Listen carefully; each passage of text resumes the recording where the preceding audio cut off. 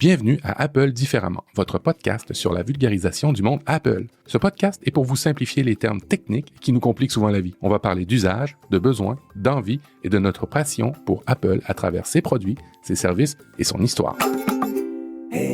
Salut à toutes, salut à tous, bienvenue dans ce crossover podcast marié Apple Différemment et Tech Café.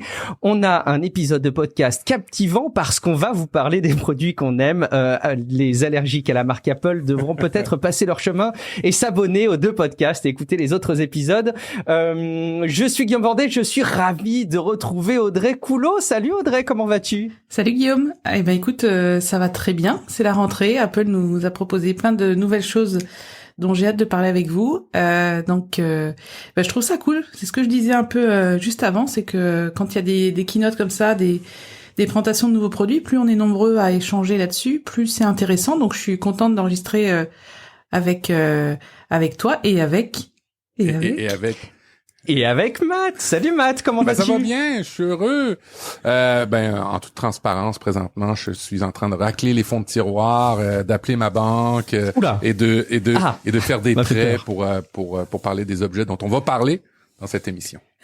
Bon, on sent que ça t'a convaincu, on va vous en parler en détail. Audrey Coulot, formatrice Apple, youtubeuse, Matt, podcasteur, mais également youtubeur aussi, on peut le dire maintenant. Tous les deux co-animateurs d'Apple Différemment. Pour ceux qui ne connaîtraient pas Tech Café, c'est un podcast sur l'actu tech. Donc je pense que là, on est dans un environnement hyper propice pour relayer les annonces Apple. Et on en profite aussi pour vous rappeler, si jamais vous découvrez l'un ou l'autre, ou peut-être même aller savoir les deux podcasts, comment ça marche, parce que ce sont des podcasts qui sont gratuits, qu'on vous propose à des rythmes différents et sur des thématiques assez complémentaires. Et si jamais vous le souhaitez, vous pouvez par contre nous soutenir. Alors dans le cas d'Apple Différemment, comment est-ce qu'on fait pour vous soutenir? Comment est-ce qu'on fait si jamais on est très convaincu par le podcast mais qu'on veut apporter notre pierre à l'édifice? Je sais pas qui veut. Je vais y aller. Matt. Nous, contrairement à Tech Café, alors vous allez passer par nous en premier, hein, on n'a pas besoin d'un abonnement à Patreon, Tipeee, des trucs. Non, nous, c'est un gros bouton jaune. Vous allez sur applediff.com, vous appuyez sur le gros bouton jaune, c'est tout. Vous êtes débité sur votre carte, sur votre compte, t'as pas besoin d'abonnement, c'est pas compliqué, c'est aussi simple que ça chez Apple, parce que on parle d'Apple et c'est simple Apple, c'est ce qu'on aime. Alors, est-ce que tu irais sous-entendre qu'Apple Différemment est à l'image d'Apple et donc simple, et que Tech Café est à l'image de ces thématiques beaucoup plus compliquées? Je vous laisse interpréter, mais pourquoi pas, quelque part. Effectivement, côté Tech Café, si vous voulez apporter votre pierre à l'édifice, c'est une page Patreon, et vous pouvez vous abonner. En fait, pour quelques euros par mois, vous pouvez financer les épisodes, et puis vous pouvez même plafonner, suspendre votre abonnement à tout instant. Mais effectivement, Tech Café a pris le de tous ces services que tu aimes tant, Matt, je le sais, qui vous demandent des micro-paiements réguliers et qui vous empêchent de vous rendre compte à quel point vous dépensez chaque année. Rassurez-vous, encore une fois, vous pouvez vous désabonner et plafonner à tout moment. Et vous l'aurez compris, c'était une boutade. C'est excessivement simple de se connecter à Patreon. Évidemment. Mais c'est plus compliqué que le gros bouton jaune, c'est vrai. Et puis, Apple Différemment, c'est aussi une communauté qui vous écoute depuis pas mal d'années maintenant et qui est très engagée aussi pour faire savoir qu'ils aiment Apple Différemment. Alors, ils vous laissent des avis, notamment évidemment sur Apple Podcasts. Est-ce que c'est toi, Audrey, qui va peut-être nous relayer un avis Apple Différemment? Oui, il y a Joss Vondar qui nous dit... Ah non, ça c'est Tech Café. Ah, pardon. Attention, je t'ai piégé. Ah oui, tu m'as piégé. Mais peut-être qu'il a déposé aussi un avis pour Apple Différemment. Alors, je vais le faire. Merci. Je suis désolé. Alors, un avis qui vient de Gabdref. Alors, probablement, Gadbref. Ah oui, il nous suit sur Twitter. OK, bon. Alors, c'est un 5 étoiles. Et il a découvert Tech Café grâce à des épisodes crossover. Grâce à votre épisode crossover, vous m'avez, entre autres, fait découvrir Tech Café. Mais j'avoue que je préfère votre podcast. C'est de bonne guerre, Donc, je ne loupe aucun épisode. J'apprécie également votre chaîne YouTube respective. Vos vidéos sont très didactiques. Allez vous craquer pour l'iPhone 15 Pro. Et ça, vous le saurez dans cet épisode. Écoutons l'épisode consacré à la keynote de septembre 2023 pour le savoir. Et oui, et tu fais déjà le préambule. Petite pensée pour Audrey, car la saison 5 de Désenchanté est désormais disponible Alors bon, on sait ce que tu vas faire ce week-end. J'ai déjà Encore vu. merci pour cette recommandation. Ok, bon, parfait. Alors, mais je suis pas à jour. C'est quoi Désenchanté? Je suis à la rue, moi. Dites-moi rapidement. Eh ben écoute, c'est une série créée par Matt Groening, donc c'est une série animée. Et en gros, le pitch, c'est une princesse qui veut pas être une princesse et qui picole et qui va jouer dans les bars à l'époque du Moyen-Âge. Donc c'est un peu un crossover entre Game of Thrones et les Simpsons. Ouais, c'est ça. Très bien. C'est génial. Il y a 5 saisons. En plus, il y a tout parce que malheureusement, c'est terminé. Il y a 5 parties et je me fais tatouer le personnage principal parce que Ah ouais. ouais, je suis fan de Bean. C'est vraiment une fille incroyable. Donc ouais, regardez Désenchanté.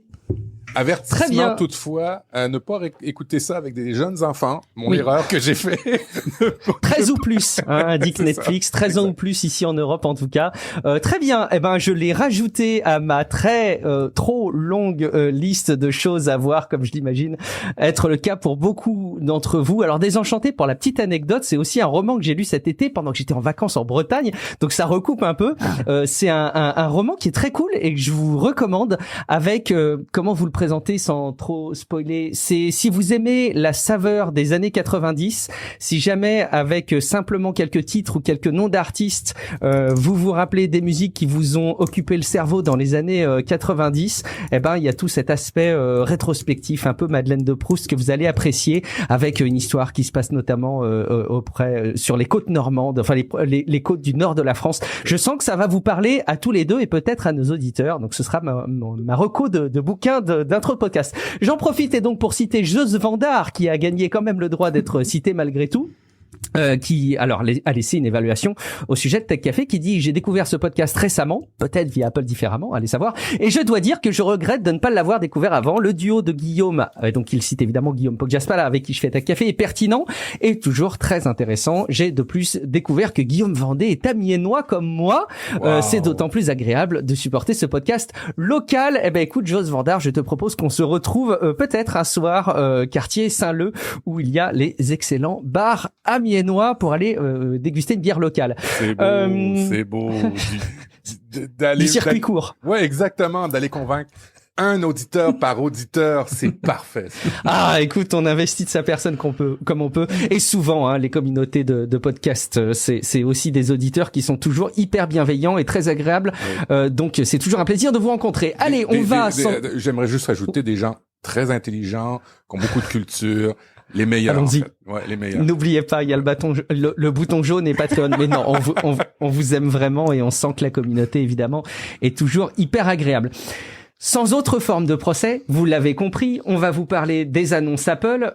Alors, je vous dois une petite confidence, Audrey et Matt. Il y a de ça une semaine, je faisais le point planning épisode avec Guillaume Poggiaspala, avec qui je fais Tech Café. Et je lui disais, je suis embêté parce que si on suit un peu les rumeurs, on a des annonces de produits qui vont être renouvelés, mais qui vont pas forcément nous créer une vraie surprise. Et j'ai eu d'ailleurs plusieurs personnes dans mon entourage qui me font, ouais, bon, Apple, ça va, il y a plus de surprise, c'est vraiment de l'incrémental. Alors c'est vrai, hein, il n'y a pas de effet complètement extraordinaire qui fait que la consommation des produits numériques va être totalement changée, et quelque part peut-être moi ça me rassure un peu pour l'image de la planète et puis même pour notre consommation quotidienne, je me rassure aussi comme ça, mais je veux bien peut-être votre avis global, ou peut-être ce qui vous a marqué sur ces annonces Apple qui ont été diffusées hier soir.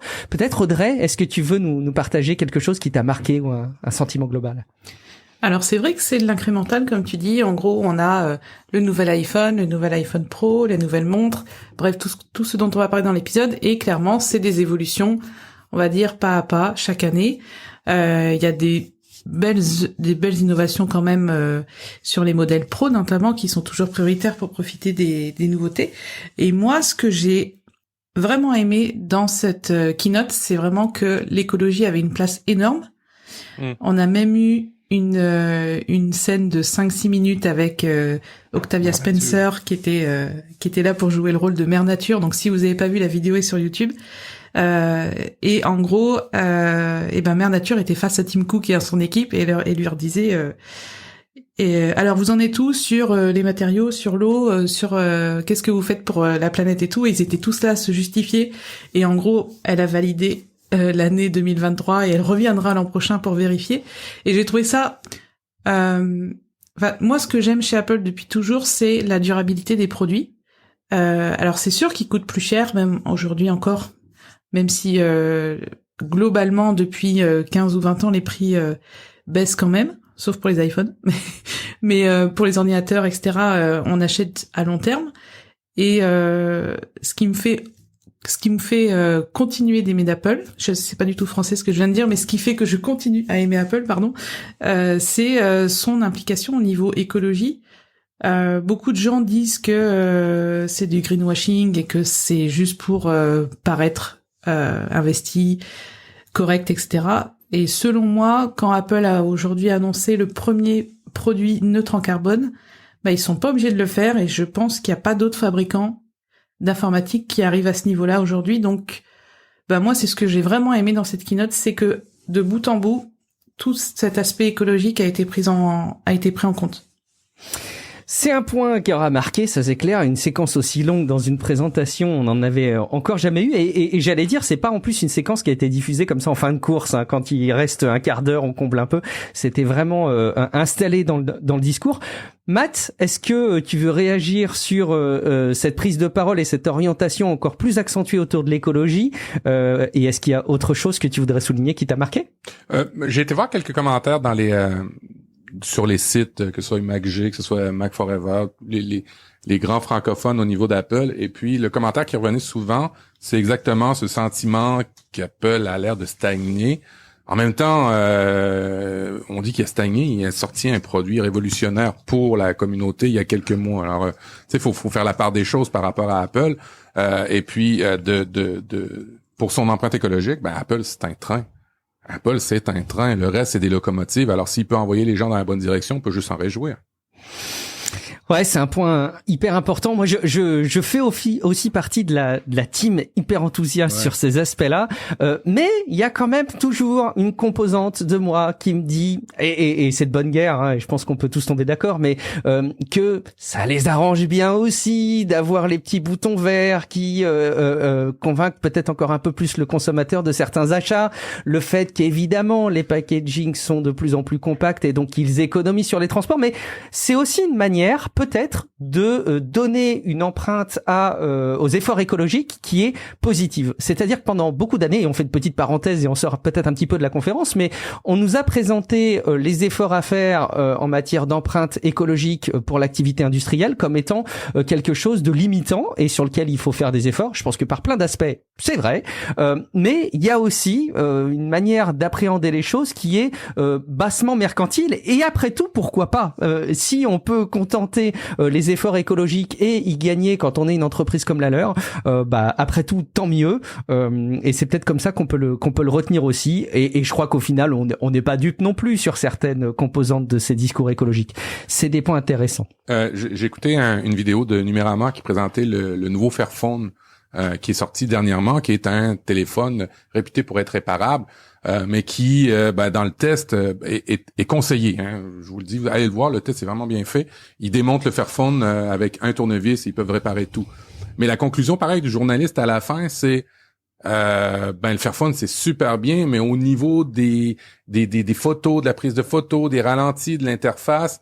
surtout photos. Hein, ouais, c'est ça, c'est pas encore tout à fait évolué. Puis la conclusion, c'est que la deuxième grosse marque à faire autant d'efforts, peut-être pas au niveau de la réparabilité aussi simple que Fairphone, c'est Apple. Et puis, je dis, quand on voit, moi autour de moi, je vois des gens qui ont des Samsung, qui ont toutes sortes de téléphones ou toutes sortes de tablettes. Quand c'est brisé, bonne chance pour réparer.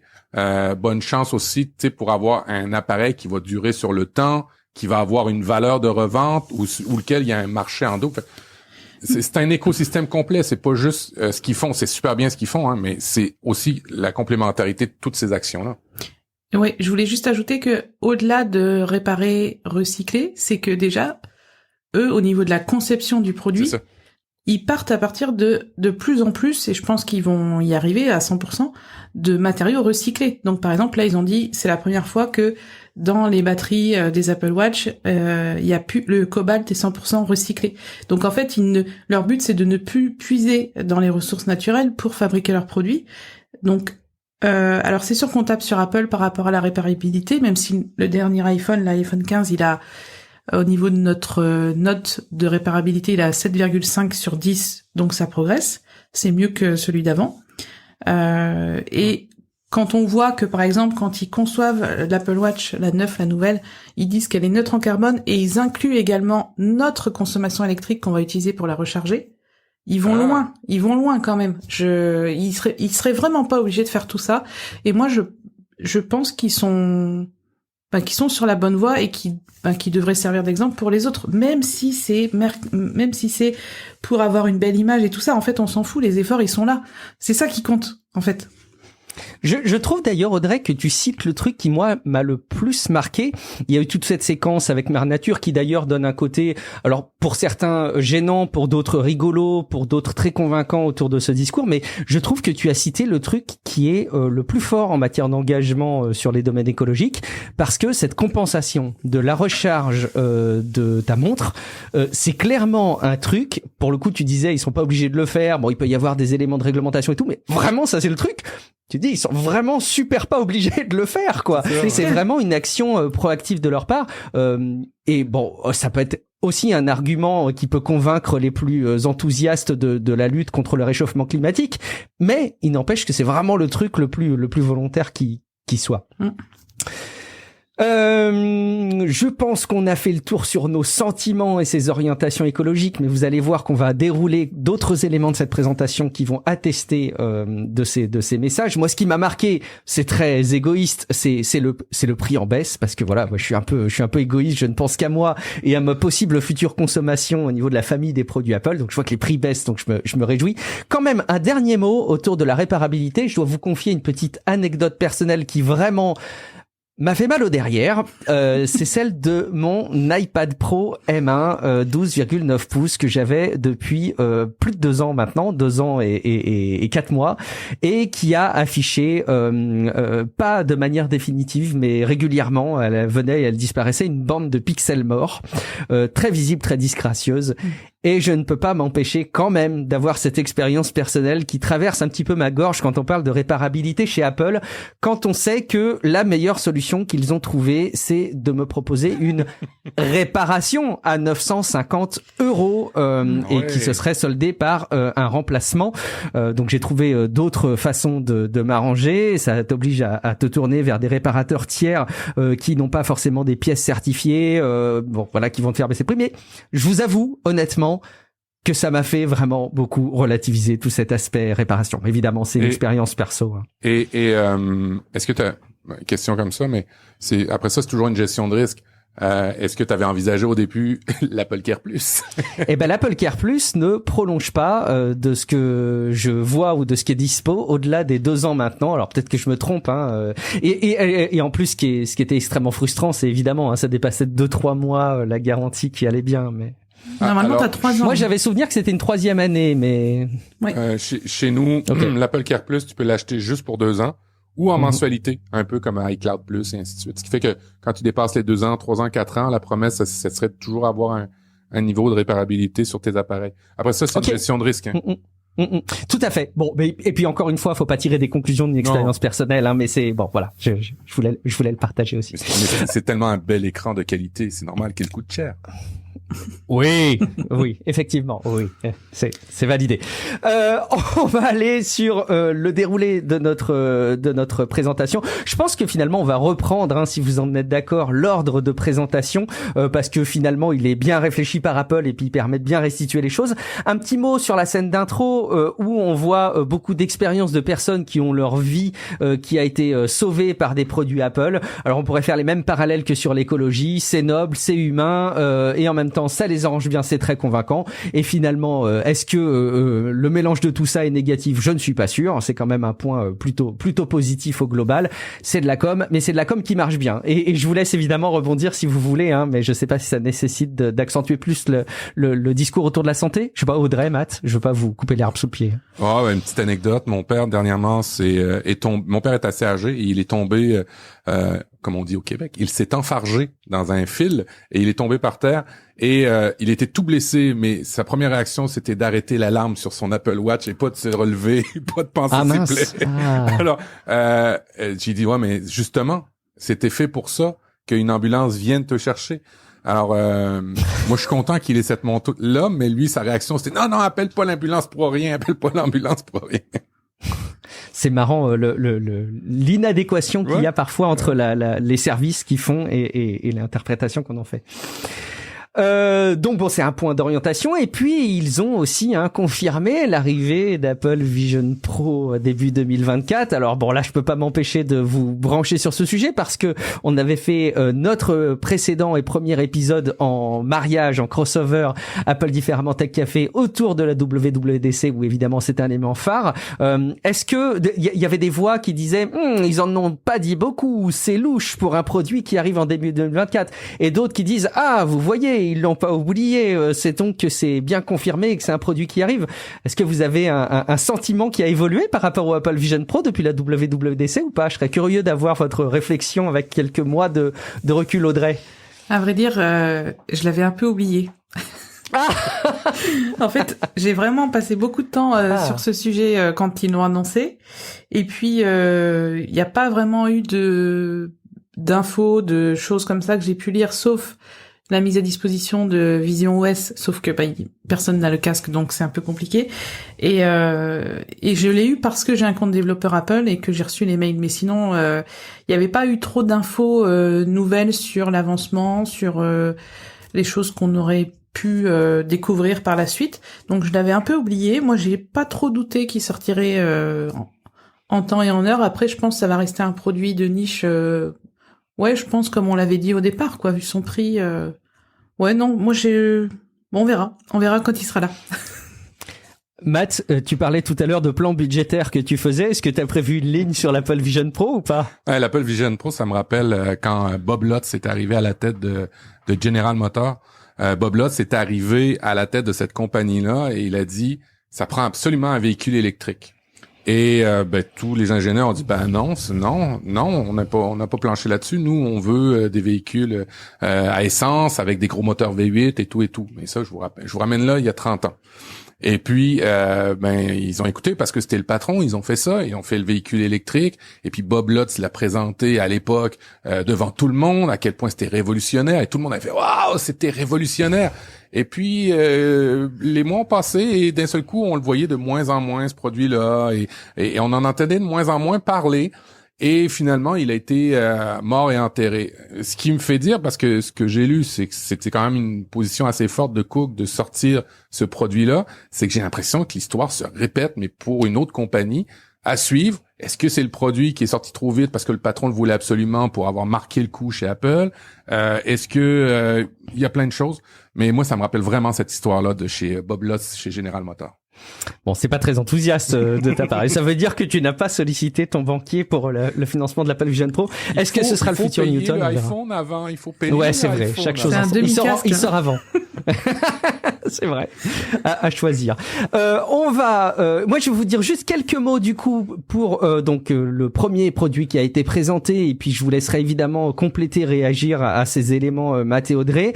Une Apple Watch Series 9, très logiquement, qui est arrivée, qui ne change pas dans son design, qui a pour principal changement une nouvelle puce. Donc un nouveau système embarqué, à la fois CPU, GPU, avec des éléments de réseau de neurones. Donc concrètement, ça, moi je trouve, apporte deux choses très importantes. Ça apporte le fait de pouvoir faire du traitement local de manière plus efficace et plus efficiente peut-être. Donc notamment les instructions à Siri vont pouvoir être traitées en local, la reconnaissance vocale va être plus performante et plus rapide.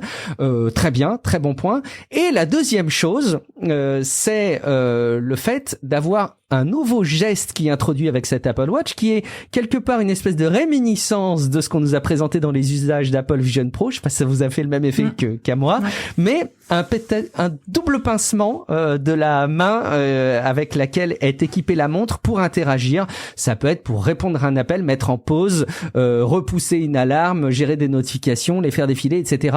Je me suis revu dans toutes ces situations où j'ai les mains prises et où j'interagis nouvelle confidence, avec mon Apple Watch, avec mon nez, est-ce que ça va aider à ne plus exposer mon nez sur ma montre? Je le fais aussi. Donc, voilà. Ça me rassure. Bon voilà, en tout cas, c'est un petit peu sommairement ce que je voulais mettre en avant de l'Apple Watch Series 9. Il y a peut-être plein d'autres choses à dire. Audrey, est-ce que tu voudrais compléter, réagir sur ces éléments? Alors ce nouveau geste justement de double tap, en fait, il existe déjà. Il existe déjà, ben oui, c'est ça. En fait, dans les réglages d'accessibilité de l'Apple Watch, on peut définir des actions par rapport à des gestes. Donc il y a serrer le poing, il y a double tap, je sais plus quoi d'autre. Double serrement, double pincement, c'est ça, ouais. Mais là, c'est, on va dire, une évolution parce que actuellement sous WatchOS 9 et avec les montres actuelles, en fait, un geste c'est une action. C'est pas forcément un geste pour valider ce qui s'affiche à l'écran comme ils l'ont montré pour l'Apple Watch série 9. Donc ils ont fait évoluer ce geste-là, ils ont fait évoluer cette fonction et comme je pense qu'ils n'avaient pas grand-chose à dire pour l'Apple Watch série 9, elle a le même design. Alors ils ont dit elle a un nouveau design intérieur, sauf que nous on va pas le voir, donc ils sont elle gentils. Elle est plus belle mais de l'intérieur. Voilà, il faudra l'ouvrir pour l'admirer. Bien sûr Siri en local, tout ça c'est super cool, ça fait super longtemps qu'on attend et on espère que Siri va monter en gamme, ça fait aussi longtemps qu'on attend. Donc je pense que ce geste, ça a été un peu l'argument marketing, et d'ailleurs, quand on regarde la pub pour la nouvelle Apple Watch série 9, il y a que ce geste-là dans la pub. En fait, ils montrent plein de situations où c'est super pratique, voilà, quand on a les mains prises et tout. Donc en gros, c'est l'élément marketing, sauf qu'ils nous ont pas dit, il existait déjà, mais on l'a fait évoluer. Voilà, ça a été annoncé comme une nouveauté, mais c'est bien un réglage d'accessibilité. Et je sais pas si vous avez remarqué, mais souvent, les meilleures astuces viennent des réglages d'accessibilité, que ce soit sur l'iPhone. Enfin, c'est fou tout ce qu'on peut faire qui n'est pas activé par défaut et qui est super pratique. Ouais, et je trouve d'ailleurs, quand on parle d'accessibilité, parfois on parle vraiment, on raisonne peut-être en a priori vraiment qu'en situation de handicap. Et effectivement, il y a vraiment des synergies à faire entre les usages et la manière de les optimiser et les situations de handicap. Je pense par exemple au développement web, qui sont peut-être des choses aussi qui vont vous parler à tous les deux et qui vont parler à nos auditeurs. Souvent, quand on parle d'intégrer des critères d'accessibilité sur un site web ou sur une application, on pense spontanément, au fait que c'est une contrainte, comprenez bien mes guillemets, pour permettre de toucher plus de monde. Et de fait, on se rend compte que souvent, un site internet, par exemple, qui est bien optimisé pour les personnes en situation de handicap et pour l'accessibilité de manière générale, ça aide vachement au référencement, à la vitesse de chargement, aux interactions, etc. Donc, c'est vrai aussi, quelque part, j'ai l'impression, pour le matériel et les interfaces homme-machine comme la montre. Matt, cette Apple Watch Series 9 fait-elle partie de cette ligne auprès de ton banquier, s'il te plaît? Elle ne fait pas partie de cette ligne parce que j'ai une série 9, série 7, ce qui fait que moi ça correspond absolument à mes besoins. Non, il n'y a pas grand-chose dans les specs que j'ai pu lire rapidement, à part que la luminosité va à 1 nit, ce qui fait que on dérange pas quelqu'un au cinéma. Mais quand vous êtes au cinéma, avez-vous vraiment besoin d'encore une Apple Watch? C'est la question. Non, mais le mode spectacle en plus. Ouais, c'est ça. Mais bref, non, ça les rumeurs étaient qu'on soit sur un cycle de 2 ans sur les Apple Watch. Je sais pas pourquoi on a encore une série 9. Peut-être c'est la dernière et la série 10 arrivera dans 2 ans. Je le souhaite parce que c'est pas vraiment un produit où ça a l'air d'être compliqué à communiquer puis de sortir tout le temps des nouveautés alors qu'il est quand même bien abouti. Est-ce qu'on fait la petite blague sur la puce U2 ou pas? Vas-y. Oh, oui.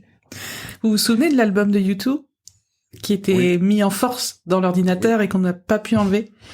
Oui. L'Apple Watch est équipé d'une puce U2 qui vient remplacer la puce U1, et quand j'ai vu U2, j'ai pensé à U2 et je me suis dit je vais faire des cauchemars de cet album qu'on n'arrivait pas à supprimer, c'était l'enfer. Donc voilà, c'est la petite blague par rapport à U2 et elle permet quand même techniquement une localisation encore plus précise puisque c'est la puce pour l'ultra wideband pour avoir de la localisation très précise.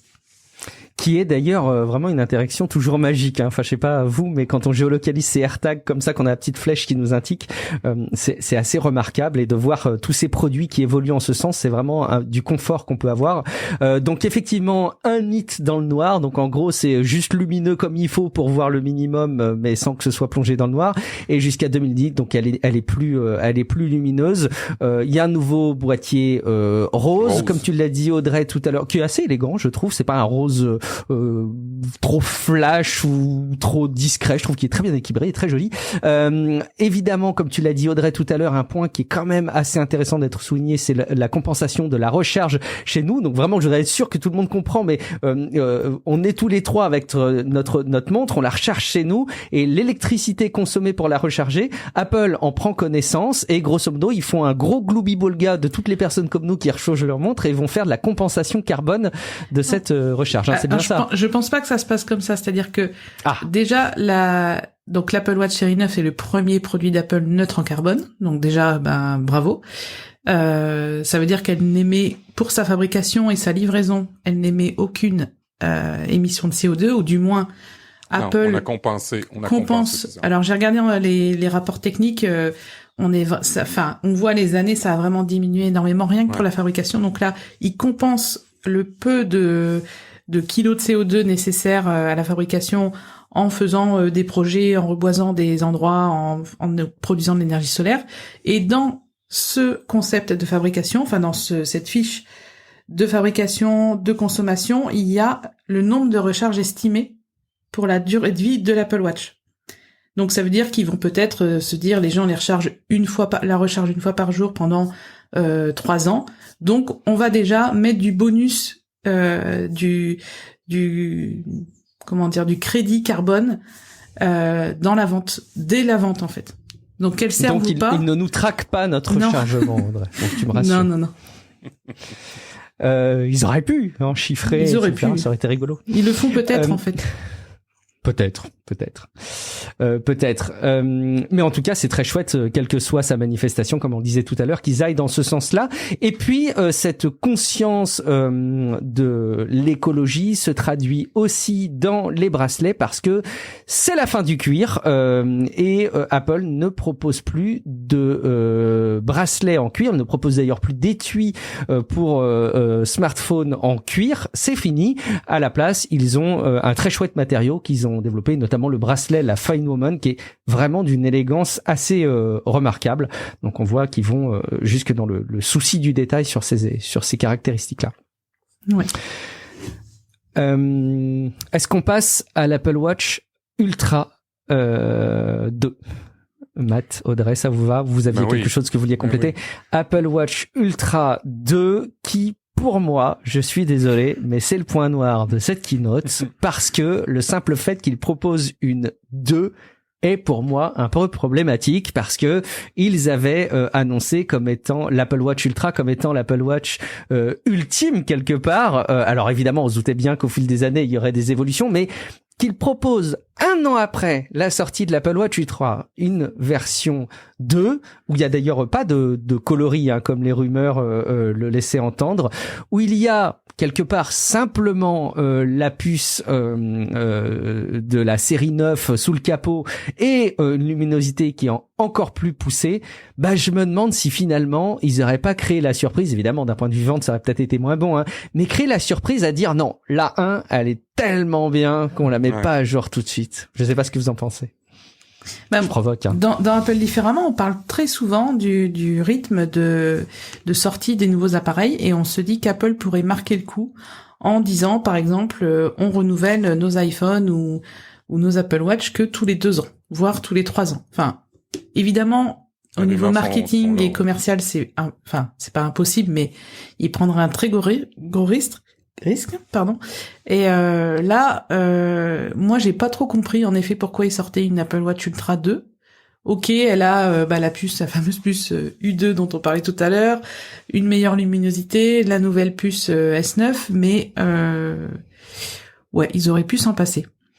Matt, je comprends pas depuis le début j'étais vraiment impatient de confirmer la rumeur que les Apple Watch étaient sur des cycles de 2 ans. incluant l'Ultra. Pour moi, ça fait pas de sens vraiment d'avoir une 2 aussi rapidement que ça, alors que c'était supposé d'être l'Apple Watch ultime. Mais une fois qu'on a dit ça, ça reste une entreprise et puis il faut faire vendre des produits. Mais quand même, j'essaie de retrouver pendant qu'on se parle les rapports qui montrent que les cycles de renouvellement, même des gens, ont complètement diminué et changé et s'adaptent aussi.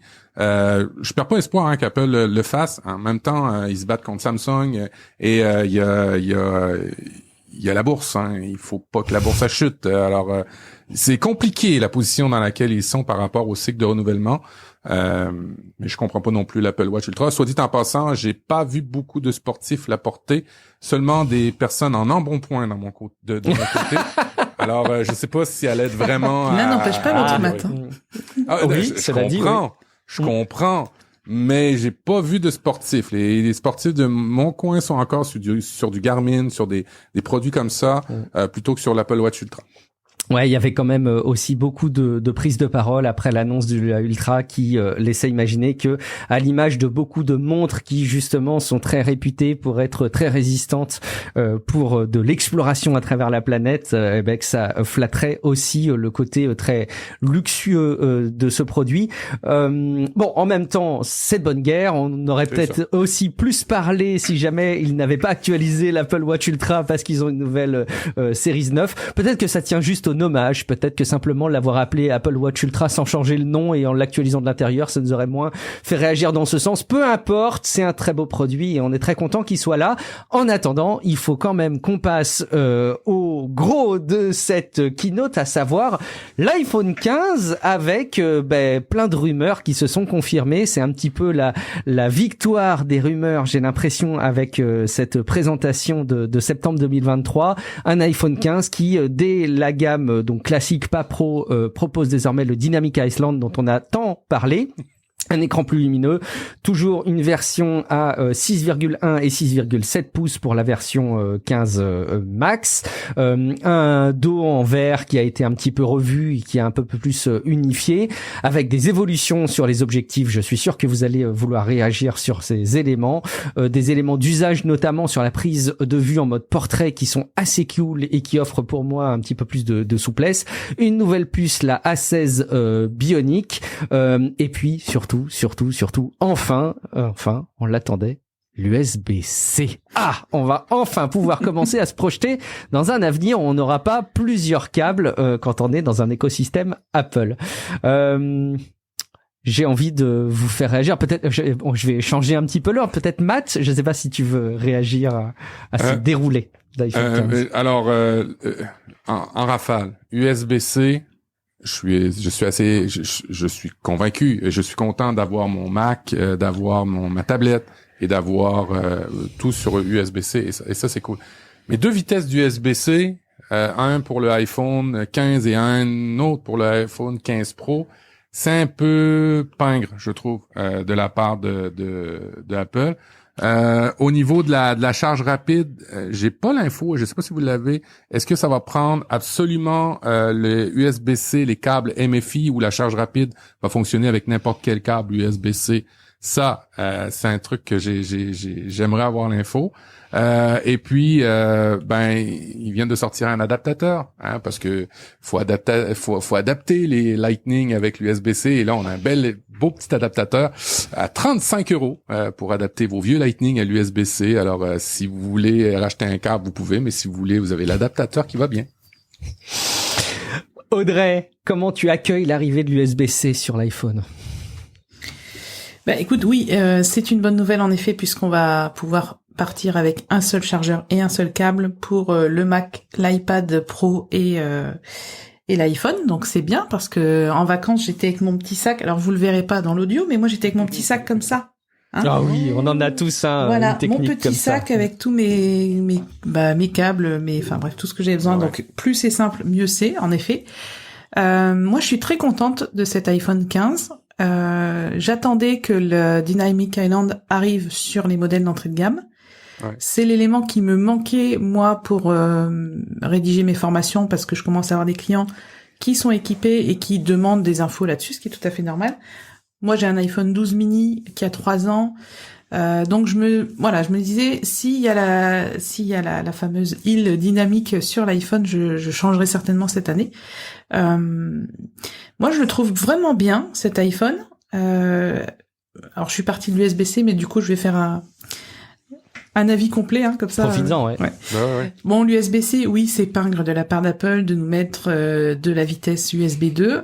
En même temps, comme je l'ai dit sur Twitter, est-ce qu'il y a vraiment encore beaucoup de gens qui ont un iPhone grand public et qui synchronisent tous les jours des choses avec leur ordinateur et qui ont besoin de vitesse? Non. Je ne crois pas, il y en a, mais c'est pas la majorité. Donc je pense qu'Apple, en fait, ils ont fait un calcul très simple. Ils se sont dit, les normes européennes exigent de l'USB-C, donc on applique l'USB-C. Et par contre, en fait, on réduit les coûts au maximum en mettant un contrôleur USB-C, USB 2.0, et tant pis si on retourne 15 ans en arrière au niveau de la vitesse de transfert. Moi, personnellement, c'est très rare que je branche mon iPhone sur mon ordinateur. Je me sers de ce câble et de cette prise pour recharger. Et je pense, moi, pour les centaines de clients que j'ai formés ces dernières années, il y en a peut-être 10% qui transféraient leurs photos en branchant leur iPhone sur leur Mac. Donc, ça fait un peu scandale parce que voilà, Apple épingle, ils auraient pu faire mieux. On est en 2023, oui, c'est sûr. Voilà. Après, si les gens ont vraiment des gros transferts à faire, si tous les jours ils veulent récupérer des photos, des vidéos en 4K, faut qu'ils se dirigent vers l'iPhone 15 Pro, on en parlera tout à l'heure, mais qui est bien mieux loti de ce côté-là. Et je trouve l'iPhone 15 qui vraiment bien parce que il a quand même pas mal de liens avec le 14 Pro de l'an dernier. Hormis l'écran toujours allumé, sinon il a la même puce que le 14 Pro. Il a Dynamic Island, un super bloc photo, et en plus avec la baisse des prix qu'on a cette année en Europe, et tant mieux, parce que l'an dernier ça a fait un peu mal.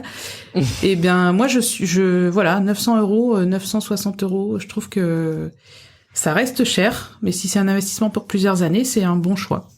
C'est vrai qu'on est plus on est plus enthousiaste à l'iPhone 15 cette année que l'iPhone 14 l'année passée. L'année dernière, c'était une année où on se repliait et on commençait à comprendre que l'iPhone normal aura toujours le processeur du Pro de l'année suivante. On a avalé ça, et maintenant, le 15 a vraiment des grosses nouveautés que le 14 n'avait pas. Puis on l'avait dit, le 14, ça vaut peut-être pas la peine de l'acheter tout de suite. Attendez plutôt le 15 qui va avoir des nouveautés.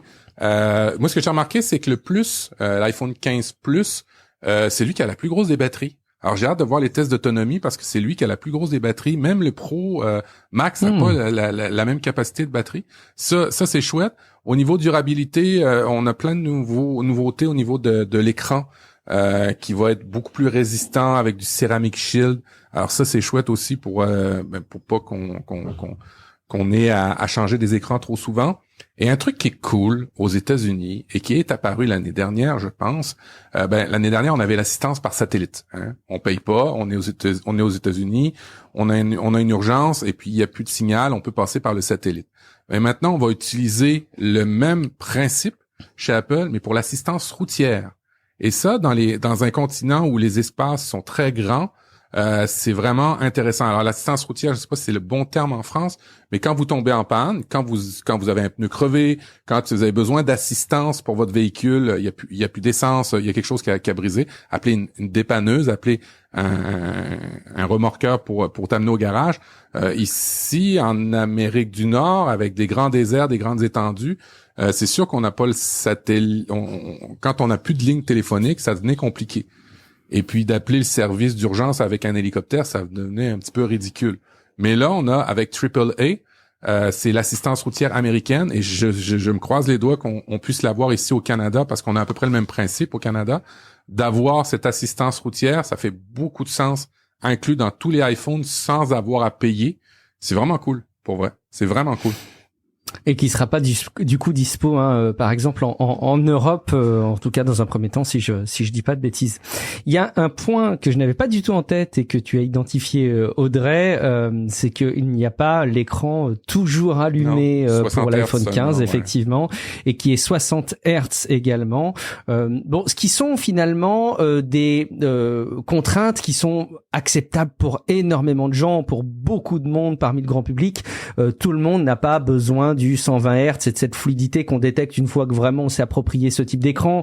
Cet écran toujours allumé, est-ce qu'il est vraiment si utile que ça au quotidien? J'ai l'impression que les tests en un an sur le 14 Pro n'étaient pas complètement non plus convaincants. C'est du plus forcément, mais ça nécessite pas forcément de se jeter dessus, et c'est pas un game changer comme on dit en termes d'usage. Donc oui, c'est un iPhone 15 qui est plutôt équilibré, bienvenu, qui va convaincre énormément de monde.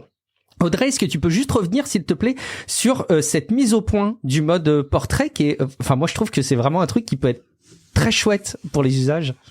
Oui, déjà, alors ils ont annoncé que lorsqu'on prend en photo une personne, l'iPhone détecte qu'il y a une personne et il passe automatiquement en mode portrait.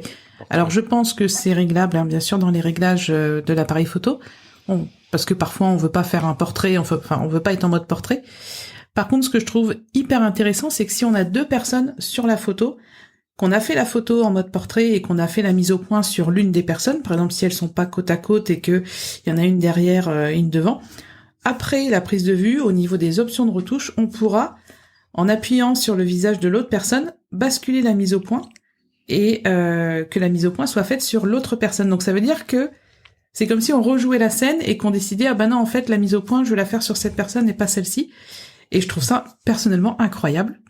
Ça fait un peu magique, quoi. C'est de la technique, mais ça reste ce genre de fonctionnalités qui font un peu un effet waouh. Je sais pas si vous retouchez vos photos prises en mode portrait actuellement, mais déjà vous pouvez changer la profondeur de champ. Et ça, en fait, on en rêvait quand on faisait de la photo argentique ou même numérique, mais avec des appareils photo réflexes. Et quand je retouche des photos en mode portrait, franchement, je me dis waouh, c'est techniquement c'est incroyable, quoi. Donc là, à l'arrivée des live photos, c'était aussi une affaire qui était vraiment, c'était un élément qui était super intéressant parce que tu pouvais ressaisir le bon moment pour ta photo. Là, tu peux jouer sur la profondeur de champ, ce qui fait que c'est plus juste les couleurs que tu retravailles sur une photo, c'est presque l'instant, l'exposition sans perte, et ça c'est cool. Ouais.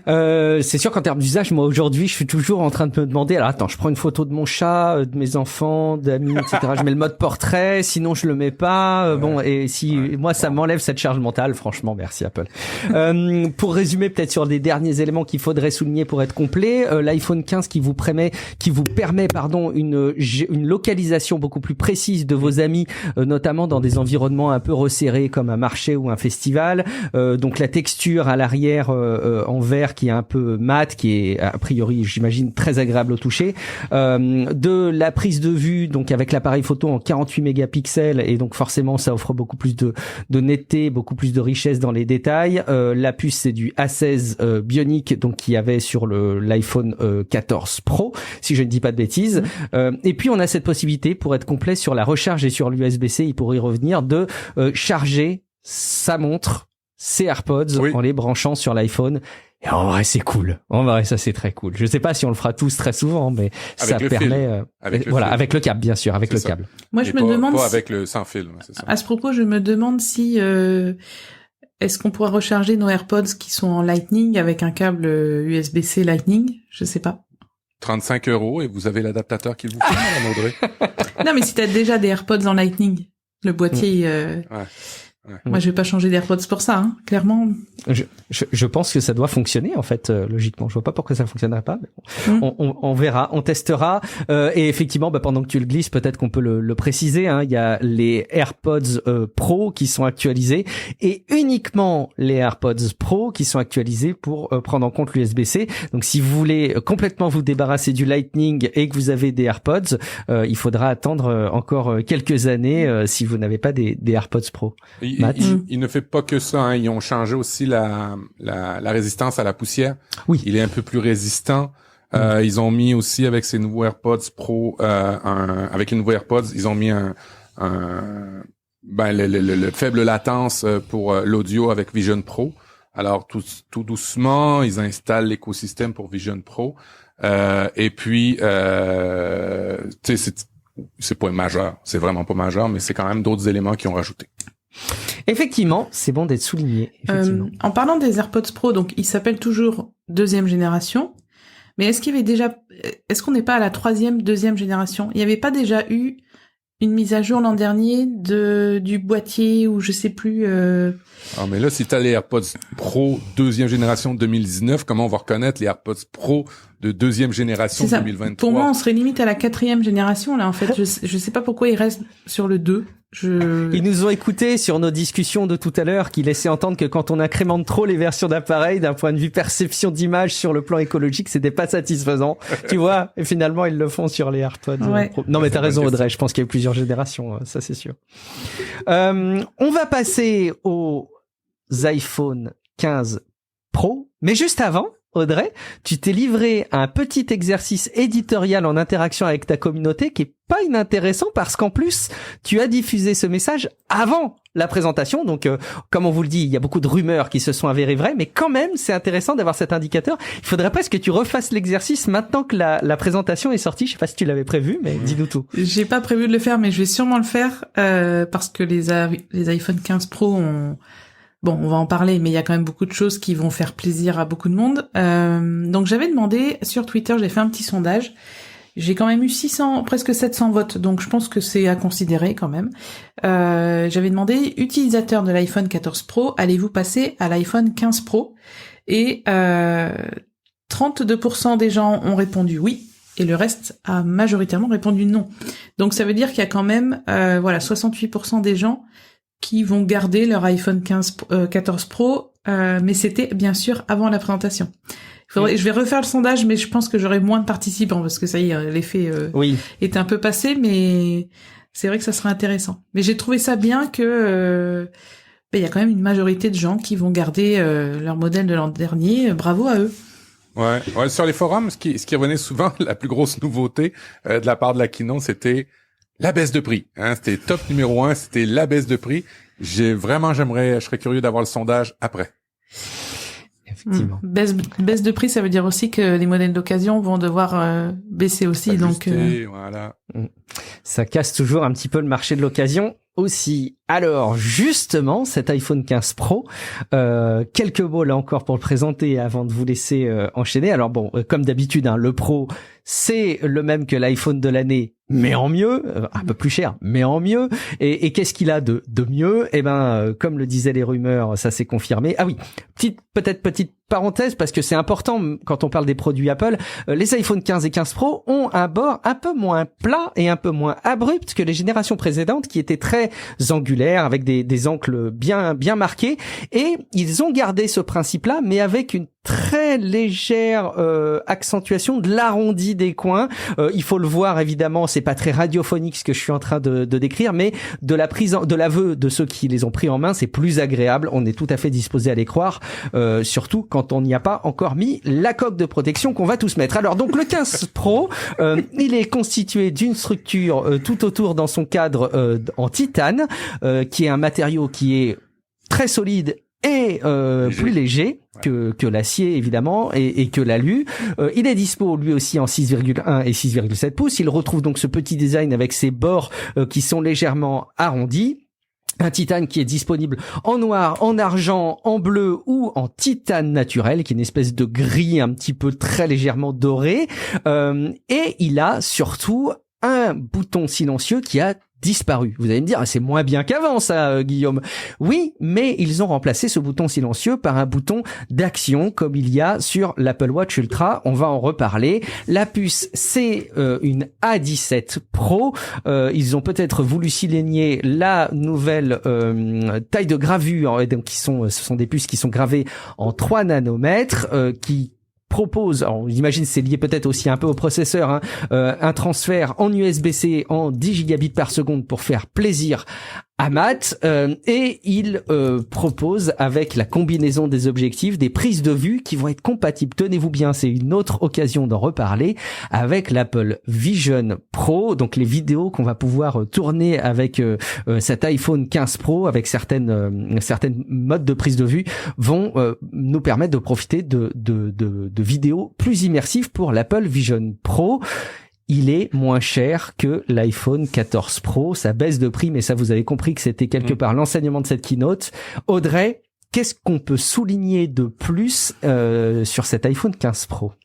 Je trouve ça vraiment très les visuels et tout. Vous avez vu, c'est quand même très sombre. Ouais, un jour, on va se dire, on est dans le noir complet, on ne voit plus rien.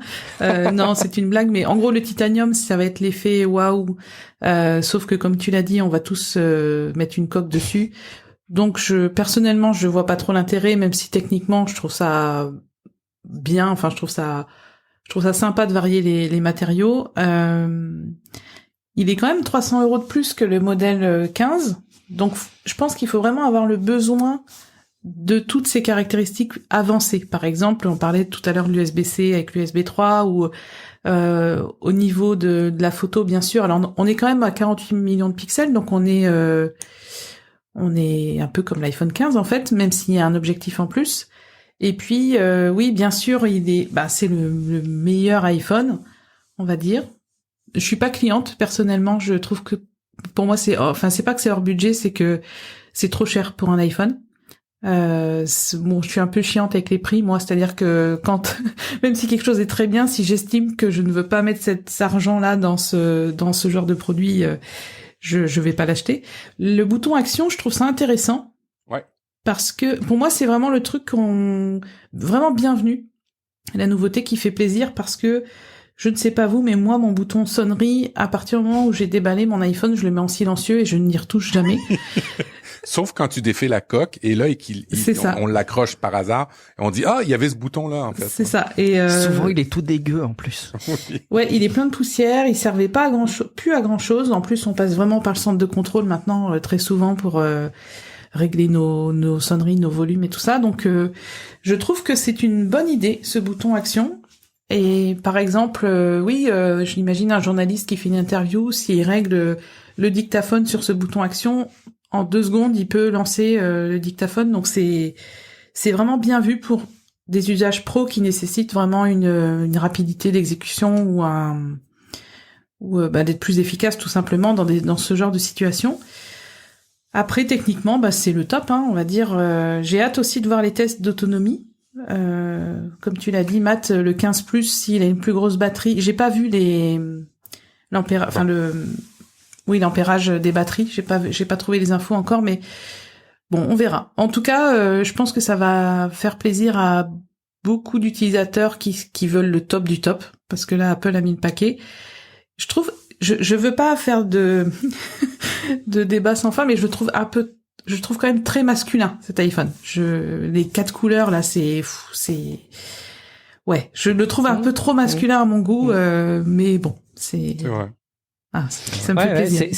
C'est sûr qu'il y a la version argent à la limite, hein, peut-être qui fait moins bonhomme, quoi, hein, moins archétype du mal. C'est très vrai ce que tu dis, ça en dit long d'ailleurs. C'est comme si on devait associer la nature pro d'un produit, si tant est que cette définition ait un sens, hein, on en a beaucoup parlé, à la masculinité. Et c'est assez vrai. Et d'ailleurs, peut-être même par certains aspects, l'Apple Watch Ultra, est-ce que c'est vraiment un design qui pourrait être plus facilement apprécié par les femmes que les hommes? Bon, c'est un beau sujet et c'est très bien que tu le relèves, Audrey, parce que c'est toujours gênant quand dans des podcasts animés que par des hommes, il y a ce genre de sujet qui est soulevé, ça rend pas les choses très crédibles.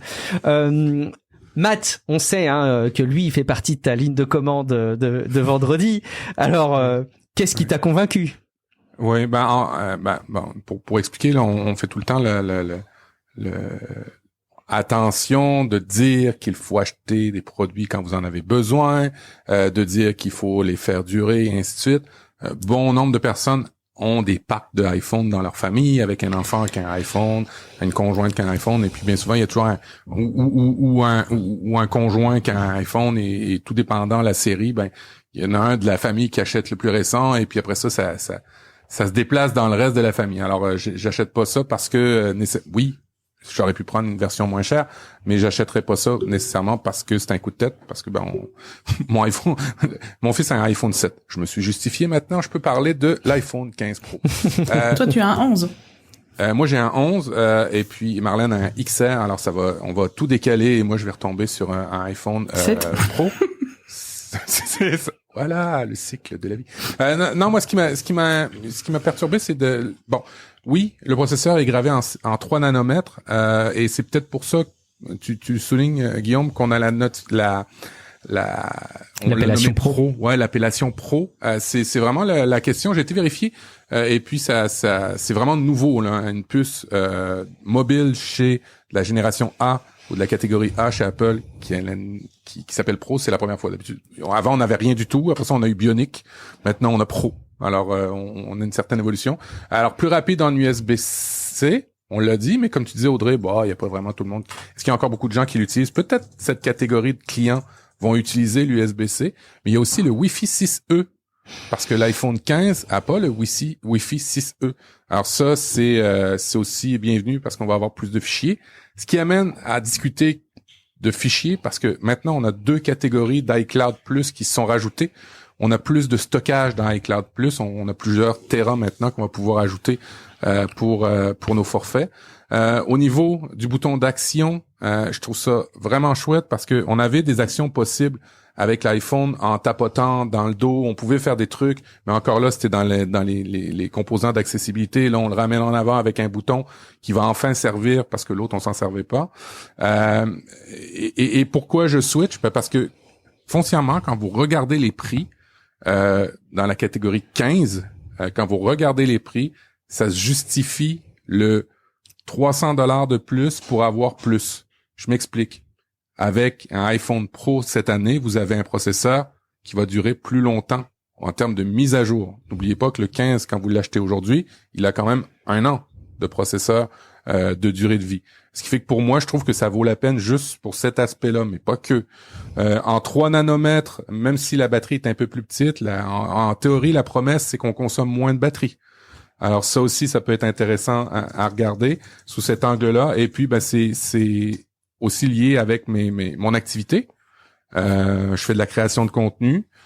C'est du matériel pro. Je considère que je fais des actions pro et je pense que ça va être le bon téléphone pour moi.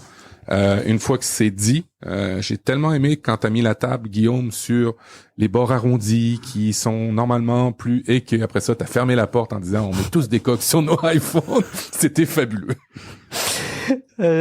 Pour compléter, oui, j'avoue, je suis un peu monsieur douche froide, je suis désolé. Pour terminer ce panorama et cette description de ces nouveaux produits, ils ont mis l'accent aussi avec les capacités de la nouvelle puce, justement, pendant qu'on en parle, sur le jeu vidéo, alors notamment avec des licences de AAA qui arriveraient sur l'iPhone, notamment du côté de chez Ubisoft. Alors attention, quand Apple nous parle de jeux vidéo, c'est toujours mieux, et c'est vrai, et c'est objectivement vrai, c'est jamais non plus totalement suffisamment convaincant pour remplacer les PC ou les consoles que vous avez l'habitude d'utiliser, et on sait qu'il se passe quand même quelque chose aussi dans le monde du jeu vidéo au format mobile avec les appareils de type Steam Deck, donc on sent que les choses avancent beaucoup là-dessus, et peut-être qu'Apple a aussi envie de prendre une part du gâteau. Et puis il faut aussi qu'on détaille un tout petit peu ce que permettent ces nouveaux formats de capteurs de l'iPhone 15 et de l'iPhone 15 Pro, qui sont d'avoir des focales subtilement différentes avec les différents objectifs, et notamment par exemple avec l'iPhone 15 Pro, vous pouvez vous retrouver donc avec votre ultra grand angle en x0.5, un ultra grand angle à 13 mm, donc d'un côté macro et de l'autre côté à 13 mm, un objectif principal à 24 mm qui peut se décliner en 28 mm, donc ça vous change un petit peu la manière dont la captation de l'image se fait, une version à 35 mm, un téléobjectif x2 à 48 mm, et uniquement dans le cadre de l'iPhone 15 Pro Max, donc pas dans le cadre de l'iPhone 15 Pro mais 15 Pro Max, la plus grande version, il y a ce téléobjectif x5 en version 120 mm qui est plutôt un équivalent x3 dans l'iPhone 15 Pro pas max. Donc en tout cas une variété dans les prises de vue qui sont assez dingues, qui justifient là aussi beaucoup la nature pro, on va dire, quand on travaille dans le domaine de l'image. Et ça, Matt, je suis sûr que pour tes futures vidéos sur ta chaîne YouTube, tu vas pouvoir en tirer parti. Un truc que j'ai vu dans la vidéo et qui a été confirmé sur MacStory, on peut brancher maintenant un 15 Pro directement sur un disque dur externe et enregistrer directement sur un disque dur en temps réel, externe, la photo. Ce qui vraiment confirme que c'est un appareil pro, pour pas avoir transféré, faire du bidouillage, des trucs comme ça. Non, on va pouvoir faire ça directement. On peut piloter un écran 4K avec DisplayPort maintenant avec l'iPhone Pro. Et puis ça inclut aussi, et là je sais vraiment pas ce que ça peut donner, mais les pros incluent aussi d'être dans le réseau Thread en termes de Shem. Alors je sais pas ce que ça va donner, peut-être une meilleure captation ou quoi que ce soit, mais ils ont travaillé là-dessus. Il me semblait que c'était aussi le cas des iPhone 15 et pas des 15 Pro, mais t'as peut-être bien raison, c'est peut-être une particularité des 15 Pro, 15 d'être Pro compatible. Pro Max selon MacStory. Ok, ouais. donc c'est vraiment cette gamme Pro qui permet d'interagir avec cette espèce de protocole un peu unifié en matière de domotique. Je suis pas convaincu que les usages vont toucher tout le monde demain, mais en tout cas c'est du bienvenu. Effectivement, c'est une évolution qui est intéressante sur le long terme. Je voulais rajouter quelque chose par rapport au 15 Pro. Pour ceux qui hésitent entre l'iPhone 15 et le 15 Pro, au niveau photo, vous pouvez prendre des photos au format RAW sur les modèles Pro. Donc ça veut dire des photos qui sont retouchables beaucoup plus que des photos en IF ou en JPEG. Désolé pour la prononciation, je sais jamais comment ça se prononce, le HEIF. HEIC. Ouais. HEIF, le format que quand tu partages avec des amis qui ont un PC, ils font mais putain c'est quoi que t'as partagé. C'est ça. Et donc ça justifie qu'il y ait de l'USB-C avec de l'USB 3, puisque là quand on a des énormes vidéos ou des photos assez importantes qui font 30-40 mégas, ça justifie que le transfert soit plus rapide. Par contre, je trouve qu'au niveau stockage, ils auraient quand même pu faire mieux. Il arrive en 256. Alors, le 15 Pro arrive en 128 de base et c'est le 15 Pro Max qui est en 256 d'entrée, quoi. Donc le 15 Pro à 128, avec la taille des photos et des vidéos qui vont être faites, va bien falloir gérer son stockage, quoi. Effectivement. Il y avait des YouTubers qui avaient calculé le nombre de temps de vidéos que tu peux prendre en plus haute résolution. Et je pense que tu le comptais en minutes avant de saturer ton iPhone. Aïe. Oui, c'est pour ça, effectivement. faut voir le prix de base. Alors on dit qu'il y a 300 € de différence, mais si on veut plus de stockage, si on a besoin d'adaptateurs, etc., enfin, faites le compte global de ce que vous avez besoin. Et surtout, par rapport au stockage, faut vraiment avoir une gestion soit cloud ou soit en direct sur un support externe, mais il faut y penser. Ils sont pas revenus sur le problème des Pro, des 14 Pro, où l'usure de la batterie se ferait plus vite que les iPhones d'ancienne génération, c'est-à-dire que habituellement vous regardez dans l'usure de votre batterie après 2 ans, on est à 90% pour un usage normal, et pour un Pro, ça se fait en une année. Ou même quelques mois. Alors ils sont pas revenus là-dessus. J'ai hâte de voir au niveau de la batterie, parce que on a ce texte un peu bidon qu'on a un peu partout maintenant dans les produits Apple qui dit all day battery life. Ça veut dire quoi? C'est l'usage, c'est qui, c'est combien de temps? Je veux savoir, parce que on en parle tout le temps.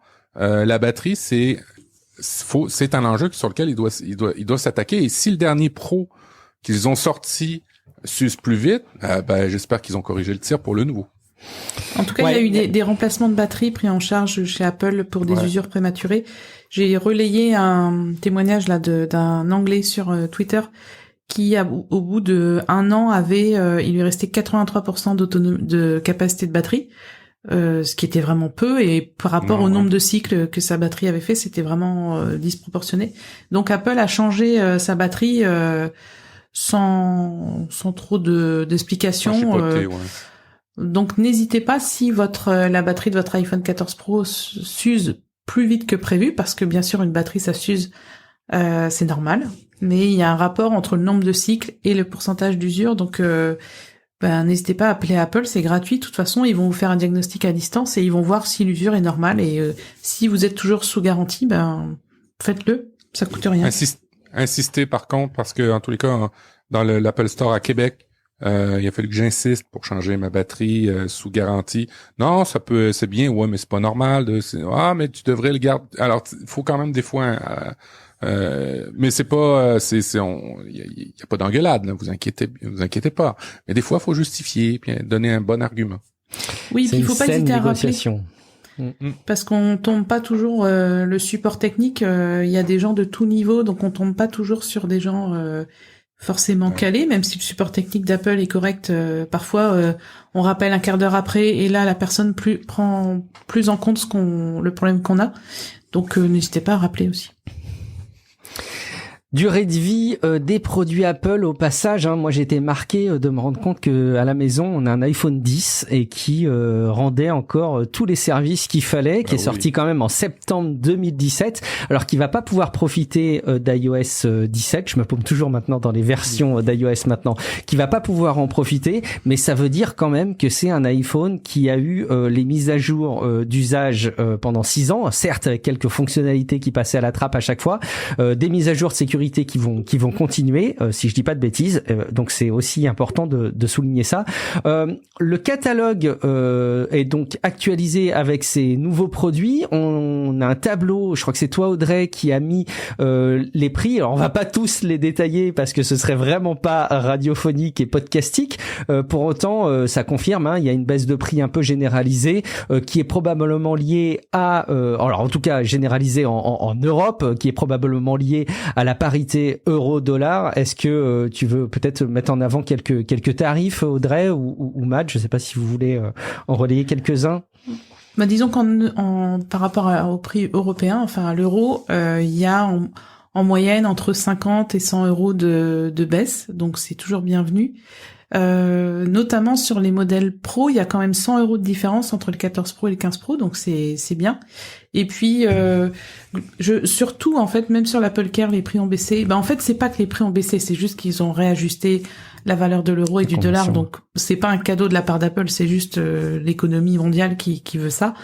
Mais c'est bien quand ça va dans ce sens-là aussi. Effectivement, et on n'a plus d'iPhone au-delà des 2000 euros maintenant. Le 1 Tera iPhone 15 Pro Max, c'est seulement 1979 euros, alors qu'avant, le 14 Pro Max à 1 Tera était à 2129 euros. Mais même l'iPhone SE est lui aussi baissé, donc c'est vraiment quelque chose qui ajuste, comme tu l'expliques Audrey, la parité euro-dollar dans les produits. Il y a des nouvelles tailles de stockage sur les forfaits iCloud, tu l'as dit Matt, et des nouveaux forfaits. C'était toi Audrey qui notait ça, ces 2 nouveaux forfaits qui seront disponibles à partir du 18 septembre, donc sans attendre la sortie des nouveaux iPhones. Je pense qu'on a fait à peu près le tour sur les annonces Apple. On se doit quand même de relever aussi quelques petites infos qui n'ont pas été annoncées. Mais vous savez, après chaque conférence Apple, il y a aussi les infos qui passent un peu sous la trappe parce qu'ils peuvent pas tout dire ou parce que parfois ils ont pas forcément envie de les mettre en avant. Peut-être une chose qu'on peut dire, et puis je vous laisserai lister les éléments que vous le souhaitez, mais c'est que c'est la disparition de l'iPhone mini, si je dis pas de bêtises. Il y avait encore jusque-là un format mini, c'est plus le cas pour cette gamme 15. Je sais qu'il y en a beaucoup qui le regretteront. Est-ce qu'il y a des choses que vous vouliez relayer, Audrey, sur la liste de petites choses côté Mac Stories notamment? Tu as vu pas mal de choses. C'est moi qui c'est toi qui les as rajoutées, Matt, pardon. Ouais, c'est ça. J'ai passé un peu l'information au fur et à mesure. Mac Stories, c'est une communauté non seulement de relayeurs d'informations, mais de développeurs. Et tous les petits points que je vous ai donnés venaient de ça. Okay. Alors, c'est une bonne source si vous connaissez l'anglophone, notamment Federico, qui est totalement très drôle et qui relaye des choses qu'on ne voit pas et qui a un œil de lynx. Écoute, on ira s'abonner à Federico, notamment sur Mastodon. Un dernier point aussi spécifique à la France. Ce serait dommage de pas le relayer dans cet épisode. Et oui, je pense que vous pouvez avoir peur de votre iPhone 12. Il est dangereux. Vous êtes peut-être exposé à des radiations excessives qui vont vous amener à aller voir le médecin. Alors non. Je voudrais pas minimiser malgré tout les enjeux réglementaires qu'il y a autour de ça. C'est évidemment des choses qui sont importantes, mais l'iPhone 12 serait menacé d'être retiré, voire rappelé dans le cas de la France, à cause d'une quantité d'ondes émises qui dépasse les seuils réglementaires en France. Donc oui, l'iPhone 12 dépasse ces seuils réglementaires en France. Est-ce que c'est dangereux? Pas forcément, parce que les seuils réglementaires en France sont 10 fois inférieurs aux seuils qui sont identifiés par la communauté médicale dans le monde. Donc vous voyez qu'on reste quand même très très éloigné des dangers qu'on peut avoir, mais évidemment ça fait pas bonne presse, et en plus ça tombe en même temps que la présentation Apple, donc c'est toujours un peu délicat. Si vous croyez au hasard, achetez-vous un billet de loterie, parce que Exactement. je pense qu'ils en ont profité. Mais pour la petite histoire, ces normes-là sont arrivées peu après, ces changements-là dans les normes, ce que j'ai lu, sont arrivés peu après l'iPhone 12, ou en tous les cas presque au même moment, ce qui fait qu'ils ont pas pu faire ces mesures-là, mais il était dans les clous quand il est sorti, l'iPhone 12, par rapport à la réglementation française. Et en plus, c'est pas tout le corps qui dépasse, c'est pas la mesure de tout le corps, c'est vraiment la mesure membre, parce que en France, vous calculez la mesure tête-tronc-membre, et je l'ai lu pour le comprendre, et c'est vraiment la mesure pour les membres où ça dépasse d'une 50aine de %, mais comme disait Guillaume, déjà c'est 10 fois inférieur à partout dans le monde, ce qui n'exclut pas que c'est des bonnes mesures, c'est des bonnes normes, c'est bien, mais faut mettre les choses en perspective. Les nouveaux, ils n'ont pas ce problème-là. Ce qui est vraiment drôle, c'est qu'un organisme de régulation profite d'un événement d'une entreprise privée pour communiquer là-dessus. C'est plutôt ça qui est très drôle. Ouais, et puis il faut savoir qu'une mise à jour sera certainement envoyée pour les possesseurs d'iPhone 12, et ça va régler le problème. Et en fait, c'était vraiment un coup de pub, j'ai l'impression, le jour. Ouais, enfin bon, c'est en effet. Vous avez vu, on travaille nous aussi. C'est ça, on existe. Maintenant qu'on vous a forcé à mettre de l'USB-C, on va aller plus loin, on va vous embêter encore plus. Non, c'est sûr que c'est évidemment un élément aussi qui joue en matière de communication. Ne paniquez pas, évidemment, et puis attendez probablement la mise à jour qui va être diffusée. Mais c'est très bien que ça soit suivi. Ça, on peut juste s'en réjouir. Oui, alors après, ce qui est un petit peu embêtant, c'est le terrain fertile que ça va donner aux complotistes et à la désinformation, qui vont évidemment s'appuyer sur cette information qui du coup est vraie, factuellement vraie, mais évidemment va être transformée. Et on a vu d'ailleurs des médias d'information avec des guillemets sur Twitter récupérer le sujet de manière complètement tordue. On pouvait s'y attendre. Je crois qu'on a fait... Oui, Audrey. J'avais juste un petit mot à dire sur l'iPhone mini, oui. Parce que j'ai moi-même un iPhone 12 mini et je crois que c'est le meilleur iPhone que j'ai eu en termes de maniabilité, de taille dans les poches, voilà. Même si son autonomie était réduite par rapport aux autres, là, ça fait 3 ans que je l'ai. Ça va faire 3 ans en fin octobre. Et ça y est, ma batterie, elle est arrivée à 81% d'usure, donc il est temps. Mais il a quand même tenu 3 ans en sachant que j'en ai un usage quand même assez intensif. Donc comme quoi, c'est déjà pas mal pour une si petite batterie. Et peut-être qu'on peut prendre un pari sur le prochain iPhone SE, qui est souvent présenté au mois de mars, chaque année. Et peut-être que l'iPhone SE sera un iPhone mini. Peut-être qu'ils vont intégrer Face ID dans l'iPhone SE 4, on sait pas. Mais en tout cas, je pense que ce format a une clientèle et que ça serait dommage qu'Apple ne propose que des iPhones grands. Là, si je repasse sur un 15, ça va me faire bizarre parce qu'au niveau du poids, au niveau de la taille, ça va beaucoup changer. Mais en tout cas, j'espère que le prochain iPhone SE aura Face ID et que ça sera un mini iPhone, quoi. C'est plein de bon sens de s'imaginer que l'iPhone SE, et qui pourrait changer de nom, serait finalement une version un peu plus compacte et optimisée, parce que le profil des publics qui achètent un mini sont, à mon avis, des profils de publics qui sont prêts à faire des concessions sur ces fonctions très avancées des technologies. Après, attention Audrey, 99 € pour remplacer ta batterie pour ton iPhone 12 mini, c'est finalement peut-être l'investissement le moins cher pour regagner en autonomie et en performance. On vous rappelle, vous pouvez faire changer votre batterie et souvent ça vous fait un gap de puissance parce que évidemment le processeur est ralenti quand la batterie est un petit peu en fin de vie, et vous gagnez en autonomie. Ça peut être intéressant aussi pour la planète. Merci alors déjà beaucoup à vous deux d'avoir participé à cette émission un peu crossover Tech Café Apple différemment. J'espère qu'on aura bien couvert l'actu. Est-ce qu'il y avait des choses que vous vouliez compléter d'ailleurs? Peut-être qu'il y avait des choses autour d'Apple ou concernant Apple ou autour d'Apple que vous vouliez partager, Matt? Non, je suis heureux d'avoir fait encore une fois cette émission en compagnie de ma sœur et mon frère de podcast. C'était vraiment une joie. Une affaire de famille. Merci Audrey. Partagé.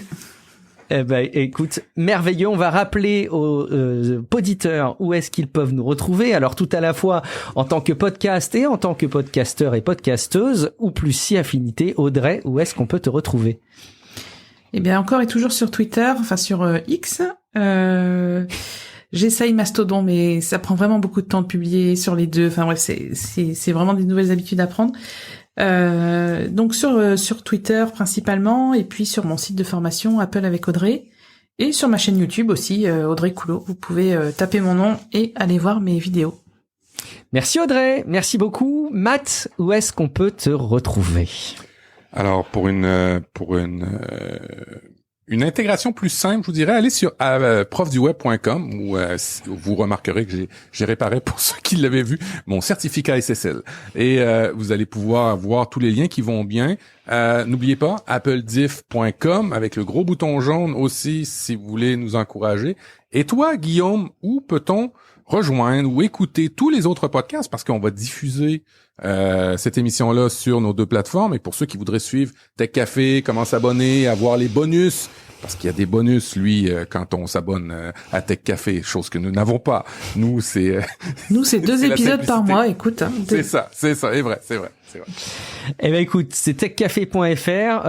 Nous, c'est 2 épisodes par semaine. On est sur la quantité, pas sur la qualité. Les mauvaises langues diront-elles. Mais aussi parce que Guillaume Poggiaspala fait un travail assez incroyable en matière de veille et d'éditorialisation des contenus autour de la tech. Donc évidemment, si ça vous intéresse, n'hésitez pas à aller vous renseigner. Et puis, je me dois aussi de souligner un autre podcast qui s'insérera probablement très bien dans votre playlist du quotidien. C'est Relife. C'est un podcast sur l'amélioration du quotidien et du développement personnel où on n'a pas encore entendu Audrey. Je pense qu'il faudra prévoir ça un jour, mais vous entendrez Julien Desray en plus de Matt et moi-même où on vous parle d'amélioration du quotidien et de développement personnel. On s'est restructuré sur notre manière de diffuser ces épisodes, donc allez jeter un coup d'œil, RELIFE dans votre app de podcast ou sur relifepodcast.com. Et puis vous me retrouvez de manière générale sur les réseaux sociaux comme effectivement X, comme toi Audrey, ou sur Instagram, et puis sur mon site internet guillaumevendée.fr. Merci infiniment de nous suivre épisode après épisode, contenu après contenu, que ce soit sur vos chaînes vidéo, sur nos podcasts, sur les sites internet ou sur les réseaux sociaux. Ça fait très plaisir de partager ces événements avec vous, et donc on compte sur vous pour vous abonner et partager au maximum les contenus qu'on peut produire pour votre plus grand plaisir. En attendant, on vous salue bien bas et on vous retrouve dans quelques jours pour un prochain épisode de podcast au moins. Ciao à toutes et à tous. Ciao. À bientôt. Merci.